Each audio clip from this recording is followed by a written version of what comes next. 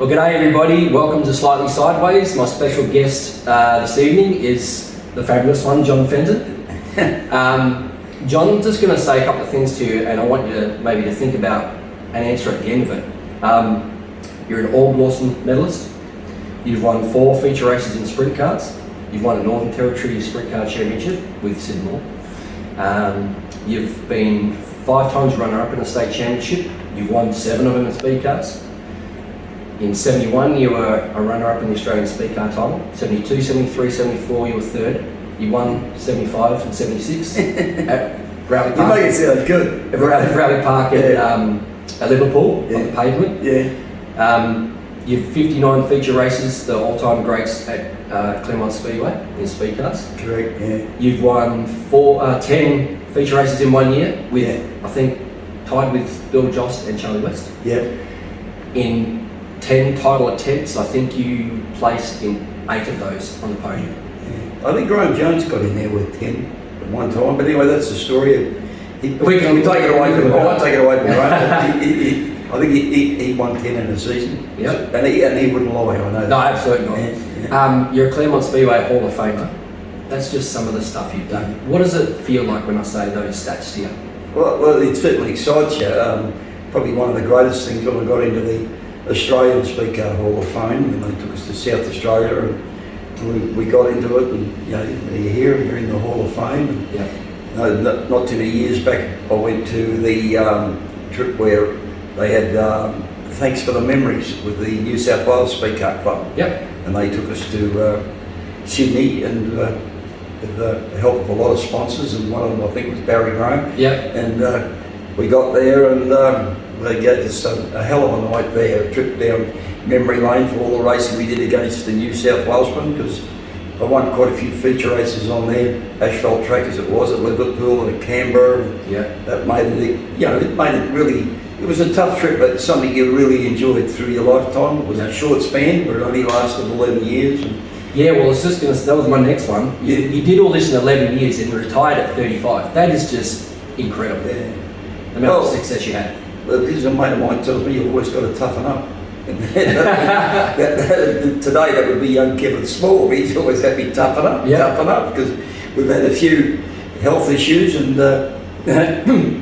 pardon me, we just got to work on those issues all the time, look after your health, and watch what you do. And I'm not that good at it, but I'm learning. Now, you had 2 heart attacks, it's public knowledge, but apparently you went to the doctors today, you had an iron level problem. Is that right? Iron level? I believe it, another good mate of mine.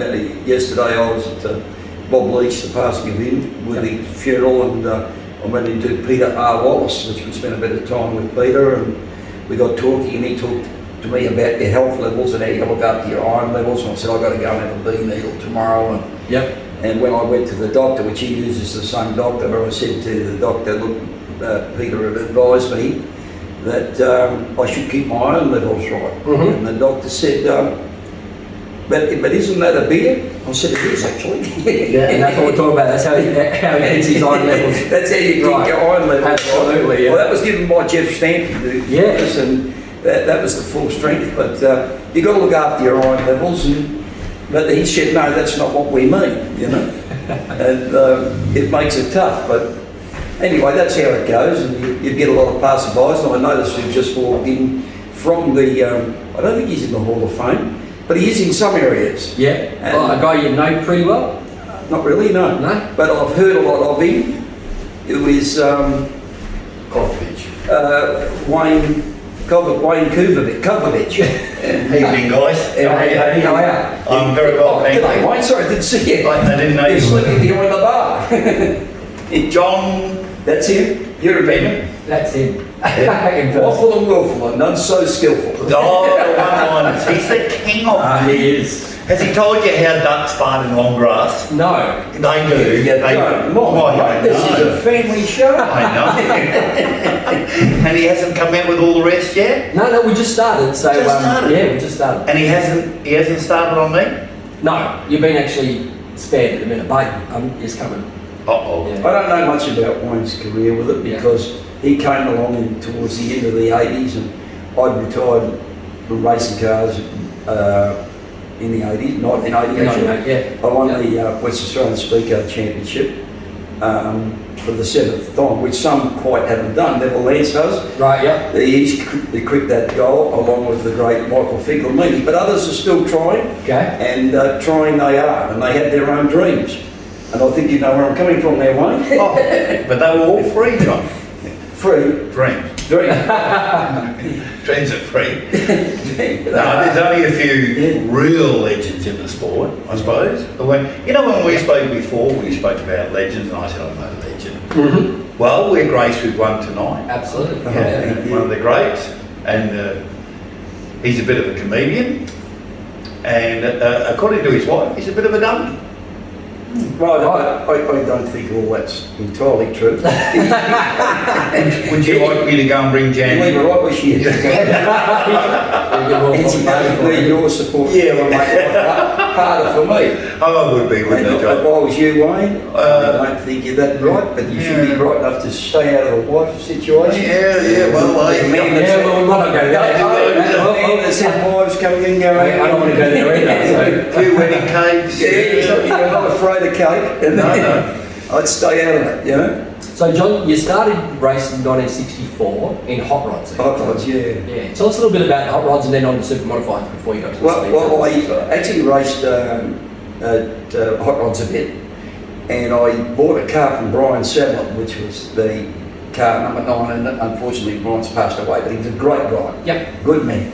And before that, I was a bit of a cowboy hero around Hay Street with how to get around it quick and hang around with guys like Ray Jeneff and these guys. And we had all the bits, and actually Ray Jeneff tuned this car for me to go in the 6-hour race at Caversham, Okay. which I did on my own. And well, Jeff Stanton, who's hanging around not far away, he was in the same race, and it wasn't until years later when we were all talking that we realised we were all in the same race. You weren't there, one. No. And then we're all in the same race, and I had my street car, which I had a better car, and I sold that and bought the hot rod, and this FX Holden took it up there, and I went to Ray Jeneff, and he gave us 3 SU carbies, and he tuned her up for me, and I had all the bells and whistles, but 4 brand new tyres. They were Olympics, I think. FX was the first holiday ever. Yeah, that's right. Yeah. And we put them on, and it was the 6-hour race, and my crew was Alan Nylander and Murray Hutchison, two great guys from Speedway. Murray didn't follow it on much, but Alan Nylander, AJ Nylander, what a great guy he is, and what he's done with Speedway with his boys. And, well, we all grew up together as the hot rod vandals around the place. And so anyway, we raced the 6-hour, and I said I was sitting there talking to Wayne Redmond, and I said to Wayne Redmond, I was in the 6-hour race at Caversham, and see, one of these dickheads had a bloody 2-way radio and everything in his car and everything. And Wayne said, that was me.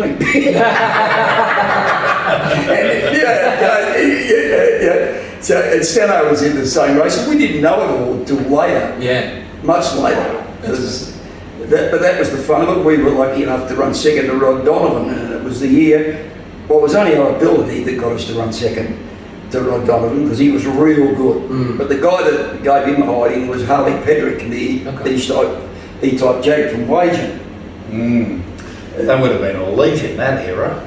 He had the E-type jag, and I think we were about 8 laps behind or whatever, but I did the show on my own, and that was it. But we wore out the tyres. The Olympics they were, I'm sure they were.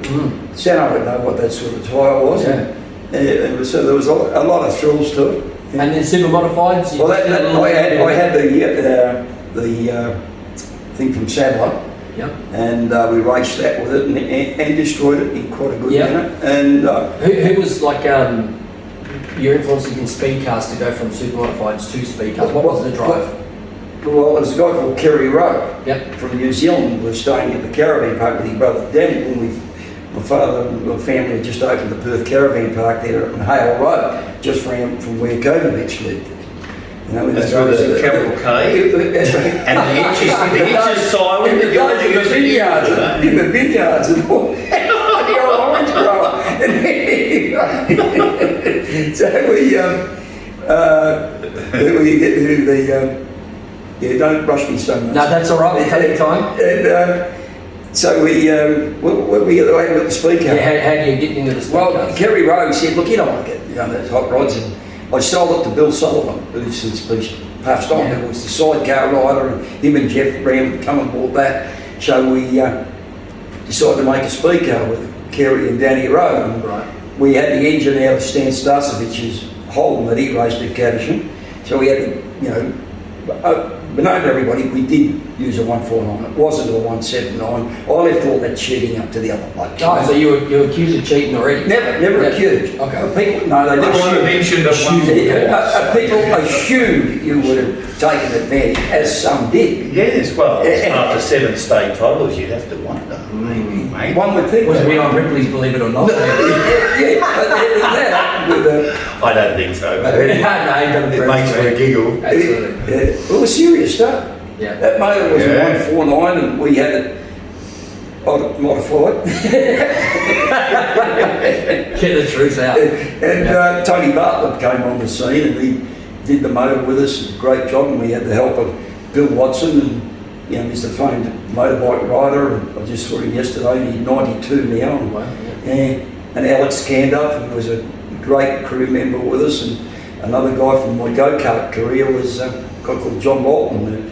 He was a tremendous guy. He did a lot of work for us, and they were real good racers, and they wanted to put their expertise towards helping with speed cars and Yeah. what your dreams were, and you try to get them together. And Yeah. we modified this motor, and And you raced good against the Offies.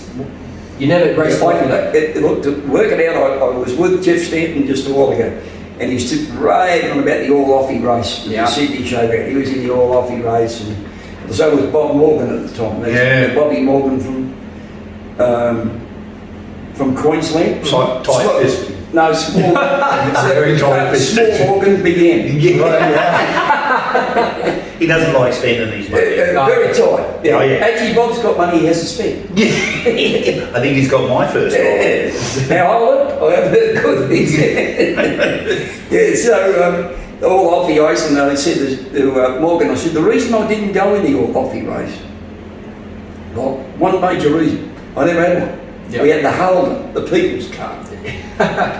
And Bob's always raved on about that because he quite enjoys the fact that in 1970 that he won the Australian Speed Car Championship and did a great job. Mm-hmm. And it coincided with 200 years prior to that, he was on the crew of the Endeavour when he came with he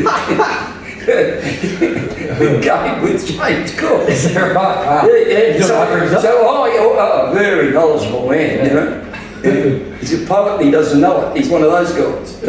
Now, Wade, you raced with roll cages. Pretty Yeah. good safety roll cages Oh, yeah. from when you started to when you finished. Yeah. This man here raced with Without them and without them and with them. And one of the major things obviously was your accident that helped bring roll cages in. But tell us a little bit about what was it like to race with no roll cages in front of, you know, huge crowds in those days. It was big thing. You got paid to race, you know, you won some money. It was a tough time, but did you actually realise how dangerous it really was at the time? No, never even thought about it. Yeah. No. It was just the thrill that you wanted to race that, and that's what you did. And like everything, you think, oh, it won't happen to me, but you can, just like that. Yeah. You can be in trouble, and we put we made a roll cage, and we didn't use it. I did use it in Perth. I don't even think, I can't be sure it was on all the time. Mm-hmm. But what was with the roll cage? Was it an idea that came from the well, the Americans had them, and then you're like, yep, the guy called Hank Butcher, Okay. who was here, he had one on the car that he drove for Blair Shepherd's. Yep. But then Bobby Morgan had that 4-bar car that came, but that didn't have a cage on it when it came. That was just all well and on a bracket at that stage, weren't they? But nowadays they're all in one. part of the chassis, yeah. So they've improved along the time. Yeah. I mean, those guys were either idiots or heroes, weren't they? I mean, Yeah. but taking back on what John said, that when you're young, fear is not an option. You do it for the adrenaline, don't you? John? Well, you just don't. And you want to win. Yeah. You don't think of it. I never No. thought. Yeah, and you probably didn't know any different when you started because they didn't Well, you have just so- come in. They used to just race with a lap belt. Yeah. Yeah. Well, you've seen It's the same photos of thing, Bobby yeah. Holt in his shorts getting around the Sydney showground. Yeah, Shorts and right. thongs, right?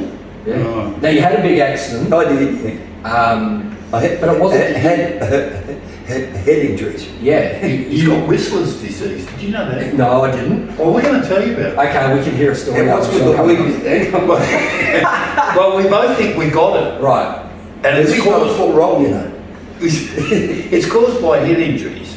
Right. And after you get it, Mhm. you sort of become a bit of a stupid comedian, which we both are. We like to take. Could you drop the wig? Okay. Well, Which he's the one that- he is a stupid comedian. Right. And we comedian that claim way. that we've had too many whacks on the head. Right. Now, in my case, I've had a lot. In his case, there was only one bad one. Yeah. But we got the same disease. Right. Now that put you in a coma for 10 days. It was a massive Correct, yeah. hit. Yeah, you were like pretty close to death. Yeah. To be honest. Yeah. Yeah. Tell us a little bit about if you can remember anything about the accident, what No, actually not a thing. afterwards. And then, Yeah. Well, yeah, that's probably what you did. yeah, I remember going to the Speedway and we'd had a great introduction from running second in the Australian Championship, and Conroy Road introduced us to the crowd. You know, you think you're a bit of a hero coming home with second after so many rounds we did. I think it was 5 or 6 rounds we did. Came home after finishing second, and you get a bit excited. And we were racing in the feature race and moved up track a bit and ran over a wheel. I think it was Noel McDonald's, nothing to do with his, you know, it's just errors happen. Yeah, they happen. And we'd used a full safety harness Yep. then, which held you in the race car, you know. And we'd taken the roll cage off. When you flip your head, it's just sticking out. It had the copper. Whereas before we had the belt hanging out the side. You put your head down and, you know, Wow. grab hold of something there and think, well, we're going here for a bit of a ride. I believe they used to grab hold of the torque tube. Well, they all talk about that, but I mean, really, do they really know what they I grab don't hold think of? so. Really dangerous. Really dangerous. Yeah. You're grabbing on anything, I think. Bring your family jewels. You know, probably, you know, we got Studley Unwell over here, he probably. I still like to protect them. Yeah. But Dangerous. that's just how it goes. We develop, and then you've got to look after yourself. And these things that happen, you just roll over. You were probably hanging onto the steering wheel, but if your head's going to hit the deck, you're in trouble. Split the helmet. And I hadn't long been married, and my wife took the ambulance to go to the hospital with me, and she actually did help save my life at that time. She's probably thought, It's not worth enough money to bring that safety. She regrets it just now. you don't mind. Oh, she did say that the first year was As really he said, good. yeah, no, I've said that. No, that was her. Over the last 49 years, there's been a few rough edges, but we'll go. And this is a family show, and you have to look at it that way. That happened, and Yeah. I went hit the head. They put 80 stitches in my face, and Wow. Okay. Like broken jaw, kind of thing. they put I had a rod sticking out this side of the head, and a rod out here, and one in here, and one in there. Yeah. And they came into the room one day there, was in hospital for about 3 weeks, but 10 days in intensive care. And they said, oh, we're going to take that thing off, oh, you're going to take that cage off. And they said, yeah, we will. And I said, so they came in and they get these things like a die nut and they hook it on your head. And you could hear them screwing it out of your head. Wow. And I thought, oh, yes, but the hermit must have hate this. And we like that show, don't Yeah, we? well, kids up with what a kid family show. Yeah. So they screwed him out, and I heard him going, and then he screwed the other one out, and I said, well, that's 2 down, 2 to go. And he said, no, there's 1 to go. That rod goes right through under your tongue and out the other side. And he got a pair of pliers, they were clean, they weren't like what you use in the shed. And he just ripped it straight out, the bar was about that long, pulled straight out of your head. And that was it. Yeah. So, And what was the point that you said, you know what, stuff it, I'm going to go and do this again? we went out straight after it, and No thoughts about like, yeah, that's well, I too never close. ever thought about it. I went out, and my next race was at the Speedway closed early that year at Claremont, and we had this West Australian title at Bibra Lake. Yep. And I won that from Jeff Fenton. And Jeff will have a story, I've got a story, but all the story is, I won it. And that was an interesting side to it. That was with the Sesco, and it was a great feeling to get back on your feet and win that first time out. It was in June or something, in July that year. And then we put together a string of them and won a lot of races in that time through to giving the game away. You know? Yeah. All right, well, we'll take a break. When we come back, we'll get this man on a seat in here with us. Oh, no. Yeah, well, we can... no, don't push it, don't push it. I know what he'll do. He's a bit shy. He might be a bit He's shy. camera shy. While we're doing that, just want to thank a few sponsors on the Slightly Sideways show, which is Williamson Motorsport, My Race Setup, South Coast Skits. This man's Coverall sheet metal. He's come on board. So thank you very much, yeah. Coverall, yeah. Is that with a C? Capital K. Track DIECAST and merchandise, Sutton Motorsport, A Steel Powder Coaters, Avalon Group, and Mark Nelson as well. So thanks to those guys. We'll come back with John Fenton and Wayne Cover, and we'll see you after the break.